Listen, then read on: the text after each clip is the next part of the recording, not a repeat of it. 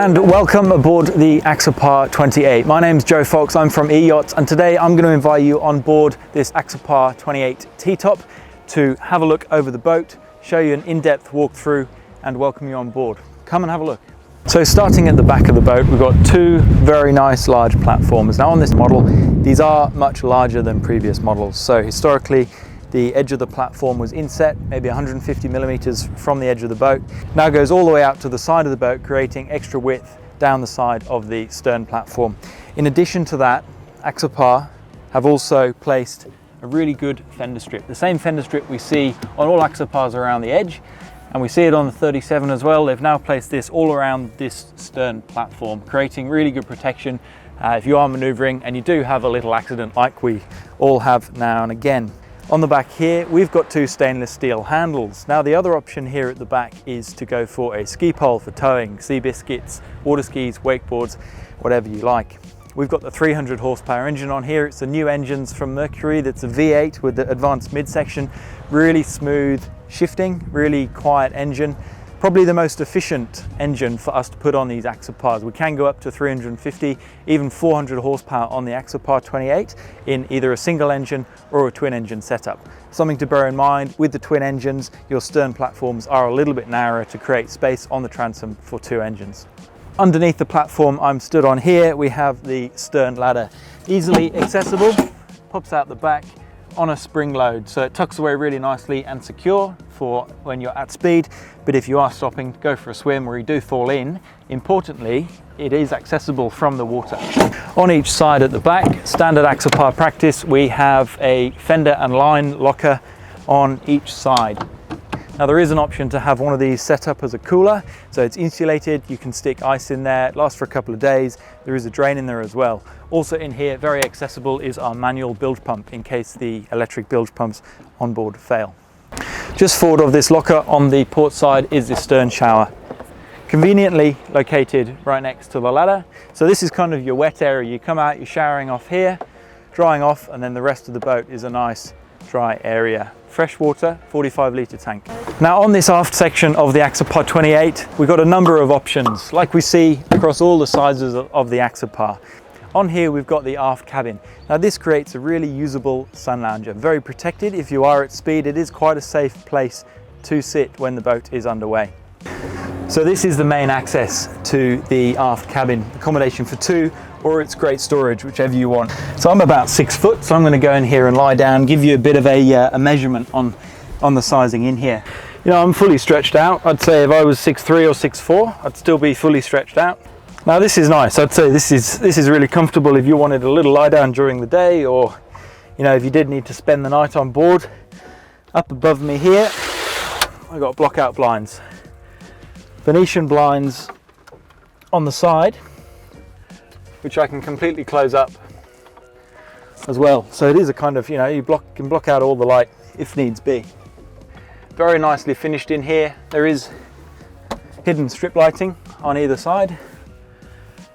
Reading lights, CO2 alarm, very important.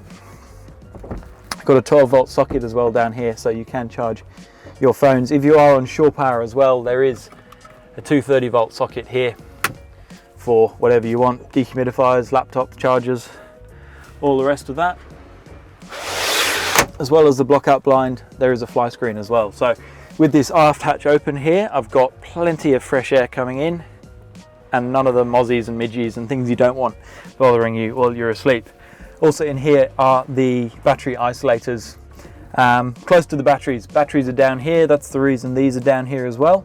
There is a new option from Axopar now on the 2022 models that you can put a remote for these batteries, switches, just under the Helm Station, much like we see on the 37 now as well. So as well as great accommodation on board, this is also great storage. Now you might never sleep in there and that's no problem, we're not going to judge you for that. You know, grab bags, you come on board for the day, everyone sticks their gear in there. It means you're not stepping over it, making your way around the deck. Really great storage if you don't use it for sleeping. So this seating here, as well as being great for underway when the boat is at speed, it's also doubles up as a dining area. Now you'll notice the stainless brackets in the floor that we've got here. We've got a single table leg and a really nice teak table which goes in there. So I'll just step back out of my own way and voila, there we go, dining option number 2. Nice teak table here. You can fold it up if you want it to be smaller, but otherwise, you know, it's a nice place to have lunch. This is really good if you are on a mooring or anchored and there is a bit of wind blowing and you don't want to be eating or spending time up the front for too long. If you want to do a bit of work during the day, you know, come out, get out the office. I know everyone wants to these days. You're nice and protected within that curved windscreen to any wind that's coming through. So moving forward into the Helm Station, we've got the 2 seats up here, which previously were spun around for dining and now in driving mode. So the pilot's seat on the right hand side and the co-pilot's seat, I like to call it, on the left. First things first, you do have great visibility from here. So because of the design of an Axopar, and this is the same across the whole range, the Helm Station has incredibly good visibility, whether it's a cabin, a T-top or an open boat. I can very easily see both corners at the back and I've got very good visibility to the front. So it makes maneuvering from this point really simple. I'm also very well protected and I feel very secure when I'm standing here, especially when I'm offshore. Of course, I'd have the kill cord in, but you know, I can brace myself against the wall here if need be. And it's just a really nice driving position. So offshore, I'm going to be holding onto the wheel and I've got my 2 controls here. Now this is very similar, again, across the whole range. Joystick trim tabs here to control the ride, bow up, bow down, and to roll the boat left and right, depending on your load. And then also the bow thruster, very simple operation. We'll use the engine to move the boat sideways at the back. And then if we need to go sideways with the front end, we use the bow thruster. We've got a VHF here along with the Fusion radio system. Now this is Bluetooth, got FM, AM, multi-zone, so you can control the music just in this area. So if you want to pump it and not disturb the whole of Mossman as you're coming out Middle Harbour. We've also got an external zone with a big subwoofer at the back, 2 speakers at the back and 2 at the front, so you can really crank it if you want to. On the dash here, we've got a new feature which is new for 2021, and we'll see this into the 2022 boats as well, is the Simrad information display. Now this is 2 12-inch plotters inset behind a glass panel, so it looks super clean. There are no buttons at all. It's all completely touch sensitive from Simrad. Really nice system. We've got the engine data also wired in, so there's no vessel view with this option. The engine data comes directly into one of these Simrad displays. We've got 300 litres of fuel on board, so at a cruising speed of about 28 to 30 knots. That gives us a range on this boat with the 300 Merc of about 200 miles, which is quite impressive. So as well as having the Mercury vessel view integrated in through the Simrad system, we've also got the radio, so Bluetooth radio. Whatever you're playing on your phone, you can, you know, change the volume, change the track from this screen. So once you're set up, once you're paired with your phone, it's really just a case of doing it all, running the whole boat from this screen and this panel here. Across the top here is the switchboard for the boat. So running lights, anchor light, interior light, deck lights, blue lights around the deck, underwater lights if you have them. You've got a horn, of course, searchlight if you have that, windscreen wiper, 2 bilge pumps, one at the forward, one at the aft. They're all automatic, but you can manually operate them if they don't come on automatically, or if you just want to make sure that they're doing their job properly. And then of course at night you can turn the panel lights on so you can see which buttons you're pressing. Some charging options up here. We've got a 12-volt socket and also a USB charger for your phone. A couple of drinks holders. Got a couple more drinks holders down here in the side pockets. Storage pocket down here. So I don't know, boat registration papers, your cheat sheet for your navigation marks if you forget your cardinal and lateral marks. All in all, a really nice, kind of quite enclosed and protected Helm Station. So moving on to the final part of the boat that we haven't looked at yet, we'll just head up to the bow. As I'm walking down the side of the boat, you'll notice that the sidewalks are quite wide and high. I've also got this rail here at quite a height, so it makes it a really safe kind of passage down each side of the boat when you are holding onto these rails.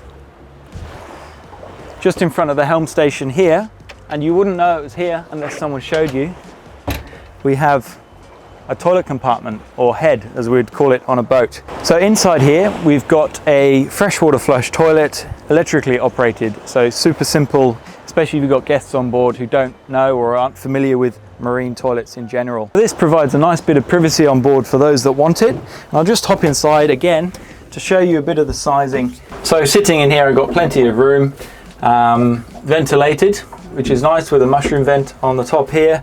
As I said, electric flush, a couple of coat hooks here if you need to take your coat off, lights, got a big mirror, and the mirror is actually very clever because it makes it feel a lot bigger than it is. It's actually a very clever feature. You've also got a sink here, again, fresh water from the freshwater tank.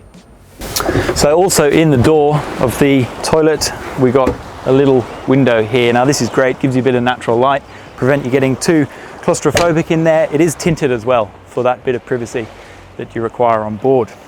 Now this is quite a multifunctional area on the boat we have here. In its current setup we've got the table, so this is kind of dining option number one.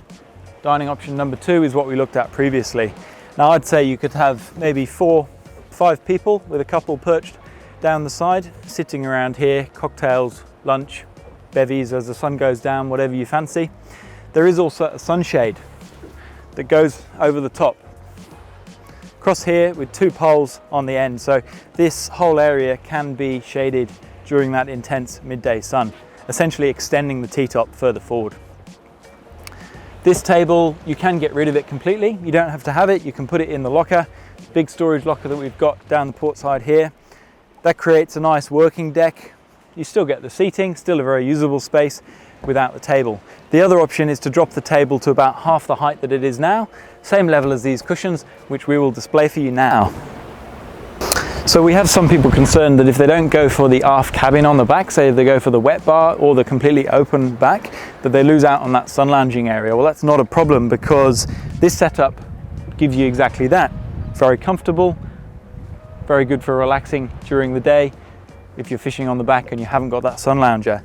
This is a standard option. So this comes on all Axopars that come in, completely included. I think it's great. It's very, very comfortable, as you can see.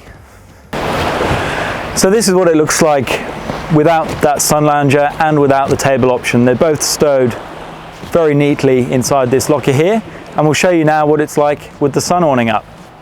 There we go. This is what the sun awning looks like. So the final piece of the puzzle on this Axopar 28 is the anchor locker. We're actually anchored using the galvanized anchor that we have at the moment. Now there is an option to do an electric windlass. You get 30 meters of chain and a nice stainless anchor on the front of the boat, operated from the dash. This also comes with a remote. On that remote you also have the bow thruster. So if you're here looking over the side, dropping or lowering the anchor, you can control the bow of the boat when you're not at the helm station, which is a very clever feature. We do have aftermarket solutions available for quick drop anchors as well, and also extended depth. So if you're fishing offshore, if you want to get out in 30 or 40 meters of water, we can put 90, 100, 150 meters of line onto a spool on an electric winch in here. The standard anchor setup that we have on this boat today is the standard feature that comes from the factory on every single boat. So it's a simple 9-kilogram hand anchor, 4 meters of chain in a nice chain sock to protect the gel coat if it does come into contact with that, as well as 30 meters of line. And I would say for a boat like this, the weight of the boat in the environments you're going to be using it, that's more than enough for days out on the water, peace of mind. So the final feature on the bow is the storage. Now quite an impressive volume of storage that we have here. Inside here we've got the cushion, which we saw earlier for the sun lounger. We've got the tabletop. We've also got the table legs. So the short legs and the long legs, they all go in here very nicely on brackets. The sun awning rolls up, fits in here. These poles come out of their sockets, and there are C-clips in here as well. Battery charger, shore power, boat hook, all in here, all at the front of the boat where you need it. There is also additional storage in here. Now you might have noticed this, what looks like a storage hatch underneath my feet here. Unfortunately it's not, it's more of a systems compartment. So if I open it up briefly, you can just see in here that we've got the holding tank, The bow, you can see the bow thruster tunnel, the bow thruster motor. We've got the hydraulic steering fluid reservoir as well. So bit of a systems spot. We don't go in there too much as salesmen. We leave that to the Vessel Tech service guys. There we go. So in addition to the Axopar 28 that we have just shown you around, we are very happy to bring you and show you this new 2022 T-top design. Now this is a completely redesigned T-top, mounted in the same way to the center console area, built, incredibly robust, featuring slimmer profile tubing, which we also see on the Axopar 37. So overall advancing the look of the T-top, as well as a brand new glass fiber molding up around the top. Added stiffness, added sleekness, really looks the part. Also on this model, we can see the new 2022 standard color upholstery. Now there are 4 options available. As before, these have changed slightly. If you did enjoy this video and would like to see more Axopar related content just like it, do like and subscribe to the channel to be updated when we put out these awesome videos on these awesome boats.